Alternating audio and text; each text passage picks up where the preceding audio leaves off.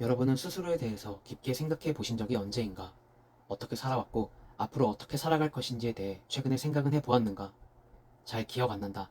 바빠 죽겠는데 뭔 개똥 퍼먹는 소리냐 할 수 있겠지만 그런 생각을 가져본 적이 없다면, 그리고 앞으로도 할 생각이 없다면 그냥 오늘만 사는 하루살이 인생이라고 해도 할 말이 없다.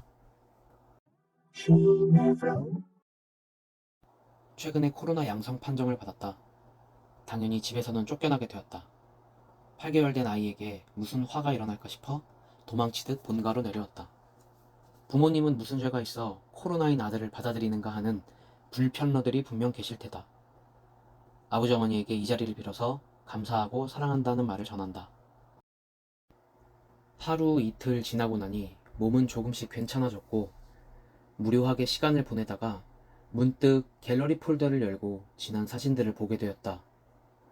가족 사진, 음식 사진, 여행 사진 사이에서 아파트 임장 사진, 임장을 기록한 사진, 계약서 등등을 발견했다. 그래, 나 아파트 투자하러 열심히 다녔었지 하는 생각을 하게 되었다. 문득 투자를 진행한 아파트의 매전갭, 취득세 등을 계산해 봤더니 1억 이상의 돈을 투자했다는 것을 새삼 알게 되었다. 20년부터 22년까지 투자를 진행했으니 그렇다. 3년 동안 1억을 모았던 것이다. 투자할 때는 크게 느껴지지 않았었는데 따지고 보니 꽤 많은 돈이었다. 1억을 모은 후에 투자한 건 아니다. 그때그때 있는 모여있던 돈으로 투자를 했다.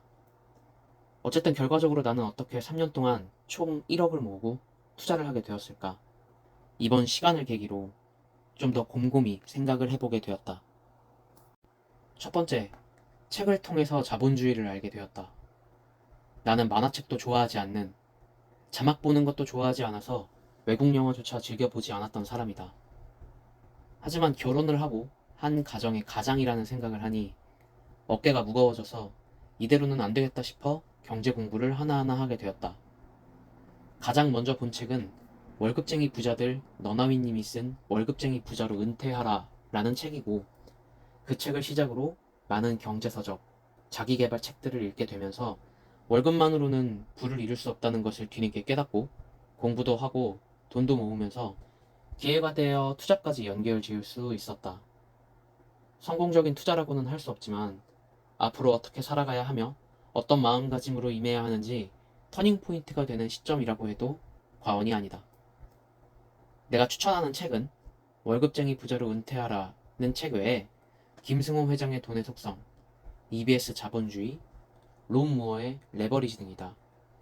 자본주의의 문해충이고 경제 초보라면 한 번쯤 읽어보면 좋을 듯 하다. 두 번째, 이른 성공과 나를 비교하지 않았다. 세상에는 다양한 사람들이 많다.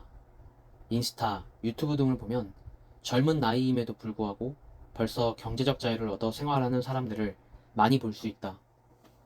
그런 사람들을 보고 난 뒤 한 달에 100만 원, 200만 원을 모아가며 살아가는 나 자신을 돌아보면 이건 뭐 잽도 안 되고 언제 저렇게 되나 생각이 들면서 역시 이번 생은 망했다 라는 결론에 빠지기 일쑤였다. 난 일단 그런 생각을 하지 않기 위해서 당시에는 인스타그램을 지웠고 유튜브에서도 차 자랑이나 시계 자랑, 본인 자랑 등의 영상은 보지 않았다. 혹시나 자괴감에 빠질까봐. 대신 언제 달성할지 모르지만 내 목표를 되뇌이고 실현할 수 있게 소리내어 읽었던 것 같다. 뭔 미친놈 소리인가 싶겠지만 당시에는 그러지 않고는 스스로가 견디기 너무 어려웠었다. 모든 월급을 펑펑 쓰던 사람이 60%, 70% 가까이 저축을 하려다 보니 구체적인 계획이나 내용이 없으면 안 될 시기였다. 그렇게 돈을 모아서 괜찮아 보이는 곳에 농부의 마음으로 돈을 심었다. 기다리고 견디면 열매가 되어 나에게 돌아오기를 바라는 마음이었다. 세 번째, 결혼이 그리 나쁜 것만은 아니다. 결혼은 나에게 돈을 모으게 된 가장 원초적인 시작점이었던 것 같다. 결혼을 통해서 아내와 같은 목표를 가졌고 서로의 수입, 지출 내역을 공유하며 아낄 수 있는 부분을 아끼고 최대한 소비를 줄여나갈 수 있었다. 비록 완벽하진 않았지만 혼자서 모으는 것보다도 빠르게 모을 수 있었고 단기간의 목표에게 도달할 수 있었다. 돈을 모으기 위해 무조건 결혼해야 한다. 그러니 지금 옆에 있는 사람이 누구든지 바로 결혼이나 해라 라는 말은 아니지만 결혼 정년기에 있고 결혼 상대자가 예정되어 있는 사람이 차일피일 결혼을 미루면서 시간을 낭비하고 돈 모으는 시기를 놓칠 필요는 없다는 말로 받아들이면 될 것 같다. 맞벌이를 하면서 서로의 인컴을 투명하게 하여 돈을 합쳐보자. 어차피 신혼부부가 결혼하고 돈 모을 수 있는 시기는 길어봐야 2, 3년이다. 원하는 목표액을 부부가 공유하고 그것을 어떻게 달성할 수 있을지 생각해보자. 뜻이 있는 곳에 반드시 길이 있다.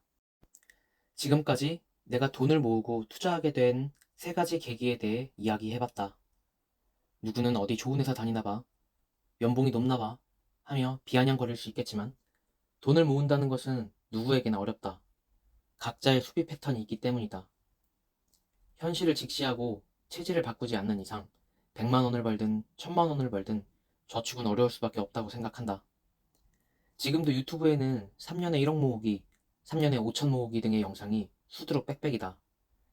돈을 모으는 것에 있어서 개인의 차이는 분명히 있겠지만 실행하느냐, 실행하지 않느냐, 이것이 제일 큰 차이이지 않을까? 2023년이 이제 3개월 남짓 남았다. 남은 3개월이 앞으로 나의 인생을 어느 방향으로 이끌어 갈지에 대한 시간으로 만들어 보는 것은 어떨까? 당신은 앞으로 어떤 삶을 살아갈 것인가? 스스로에게 고민을 던져보자. 그래서 그동안 모은 돈으로 어디에 투자를 했냐고? 지방 대도시 아파트들에 투자를 했다. 갭 투자를 한 곳이다. 1000만 원 갭 투자부터 5천만 원 갭 투자까지 다양하다. 그래서 결과가 어떻게 되었냐? 다음 달에 세입자에게 5천만 원을 되돌려줘야 하는 역전세의 늪에 빠지게 되었다. 부동산 상승기에 개집만 사도 올랐을 텐데 나는 왜 5천만 원이나 돌려줘야 하는 아파트에 투자하게 된 걸까? 나의 실수와 놓친 부분은 무엇일까? 나도 곰곰이 생각을 해봐야겠다. 혹시나 여기까지 봐주셨다면 감사를 드린다.